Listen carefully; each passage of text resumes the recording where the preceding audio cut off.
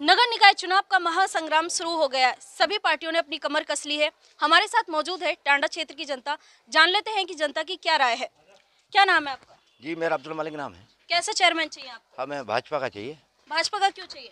हमें अरे उसमें पहले 5 साल चेयरमैन साहब रहे हैं, बहुत विकास करा है उन्होंने। अच्छा, युवा भी हमारे साथ है जिनसे बात कर लेते हैं। क्या कहेंगे भैया, क्या नाम है आपका? मेरा नाम मोहम्मद मुबीन है। इस बार युवा का क्या मुद्दा रहेगा? युवा का यही मुद्दा है, जिस तरह से मेहनत जहाँ को बीजेपी का टिकट हुआ है, मसकूत लाला युवा है, तो युवा यही चाहते हैं कि मसकूत लाला दोबारा आने चाहिए। मेहनत जहाँ ही चाहिए प्रत्याशी जो बीजेपी से उन्हें टिकट मिला है, और बहुत अच्छा माहौल है। इंशाल्लाह बहुत वोटों से जीतेगी। अच्छा, क्या कहेंगे क्षेत्र में क्या क्या समस्या है? समस्याएं बहुत सारी है, मगर बीजेपी ही सही कर सकती है समस्याओं को। तो अब संविधान बीजेपी के हाथ में है। अगर हमने बीजेपी का टिकट लेके अगर कैंडिडेट को ना जिताया तो ये सबसे बड़ी बेवकूफ़ी हमारी वहाँ बेवकूफ़ी होगी। इस बार भी अगर हमारा अपना घर का चेयरमैन बनेगा तो हमें सबसे बड़ी खुशी है, ठीक है। और दूसरी बात, हमारे टांडे के अंदर कभी विकास नहीं हुआ 50 साल में, जितना विकास इस सरकार में अब कैसे हुआ है। इन 5 सालों में इतना विकास हुआ है कि कोई देखे जाके आके देखे। स्टेडियम नहीं था यहाँ पे टांडे के अंदर, कहीं भी बच्चे मैच खेलने आते थे, बाजपुर, हल्द्वानी, रामनगर। आज हमारे चेयरमैन ने, लाला चेयरमैन ने देखो कितना कुछ दिया है। मकसूद लाला जी ने स्टेडियम बनाया, कम से कम जाके देखे तो कोई बाहर की टीमें आती हैं खेलने के लिए। और कॉलोनी देखो, 2500 कॉलोनी है, जिन गरीबों के घर नहीं थे उन्हें घर दिए। बहुत काम है मैडम, मैं कहाँ तक आपको गिनवाऊँ। क्या कहेंगे चाचा, यहाँ के स्थानीय मुद्दे क्या है? लाला चेयरमैन ही बनने चाहिए। लाला चेयरमैन बनने चाहिए क्यों? यहाँ की समस्याएं क्या है? क्यों, पहले जो हमारे गोरी साहब यहाँ पर रहे हैं चेयरमैन, तो उन्होंने क्या क्या मतलब खंडली तो दिया था। अब जब लाला चेयरमैन आया शेर की तरह और उन्होंने अपना जब काम दिखाया, तो यही काम नहीं है खाली स्टेडियम में, और भी कुछ काम ऐसे हैं जो गरीबों की वो मदद करते रहते हैं। उनसे बढ़िया चेयरमैन हमें आगा और ना आ पाएगा, यही शेर जीतेगा हमारा लाला और भी लोग हमारे साथ मौजूद है जिनसे बात कर लेते हैं। क्या कहेंगे, कैसे चेयरमैन चाहिए?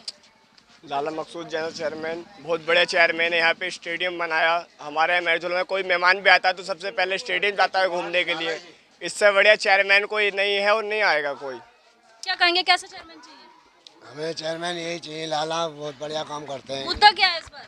मुद्दा ये है, ये लाला मस्कूत। ये क्या कहेंगे भैया, कैसे चेयरमैन तो चाहिए? लाला चेयरमैन होनी चाहिए। मौजूदा सरकार चल रही है, लाला चेयरमैन। अच्छा, क्षेत्र की समस्या क्या क्या है? बहुत परेशानी है बस्ती के अंदर। असल में जब ये चेयरमैन सब आएंगे, सरकार चल रही है, तो विकास खूब होगा।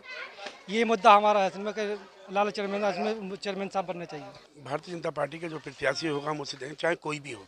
लेकिन लिहाजा ये है, जो पहले भी हमने देखा है कि विकास का मामला होता है, भारतीय जनता पार्टी के ही हम प्रत्याशी चाहते हैं, जो जिनका नाम आया है हमारे सामने, श्रीमती मेनाज जहाँ।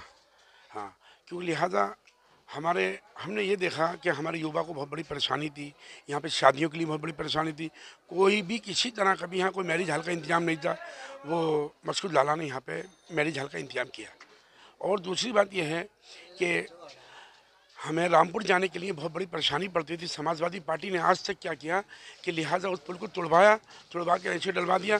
तमाम लेडीज, जेंट्स, बच्चों को सबको परेशानी थी। तो उसके बाद में ये बीजेपी आई। मैं इनका, योगी आदित्यनाथ जी का मैं बहुत बड़ा शुक्रगुजार हूँ। मैं उनका वेलकम करता हूँ। अच्छा, क्या कहेंगे, आप एक युवा हैं तो शिक्षा के क्षेत्र में कैसा कार्य यहाँ पे पिछले चेयरमैनों का रहा है और क्या मुद्दा रहेगा? देखिए मैडम, अगर शिक्षा के क्षेत्र में पिछड़ा हुआ रहा है तो सबसे ज़्यादा टांडा पिछड़ा हुआ रहा है।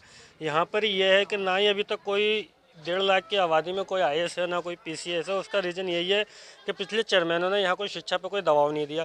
सबसे पहली बात ये, यहाँ कोई आसपास कोई डिग्री कॉलेज नहीं, कुछ नहीं, और ना ही कोई सही शुद्ध स्कूल है यहाँ पर। अब यहाँ पर आने वाले चेयरमैन साहब ने पिछले अपने कार्यकाल में निर्दलीय जीतने के बाद 2 स्कूलों की स्थापना की है। उसके बाद फिर उन्हीं को डिग्री कॉलेज में भी वो बराबर जो ज़मीन उन्होंने खाली की है उस पर वो लेकर आ रहे हैं।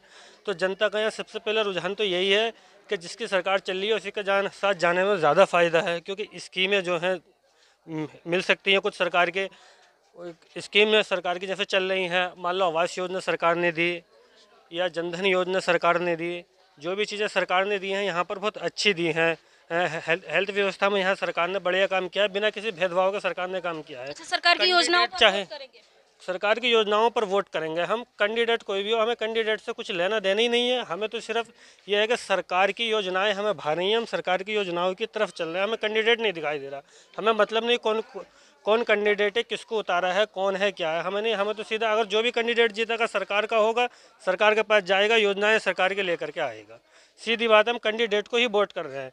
कैंडिडेट को वोट नहीं कर रहे, हम सीधा सरकार को वोट दे रहे हैं। अब ये थे हमारे साथ टांडा क्षेत्र की जनता जो कह रही है कि हम सरकार की योजनाओं का लाभ हमें मिल रहा है, उसी को लेकर हम वोट करेंगे। मेरे सहयोगी के साथ मैं अंजू प्रजापति, जनता और सत्ता, रामपुर।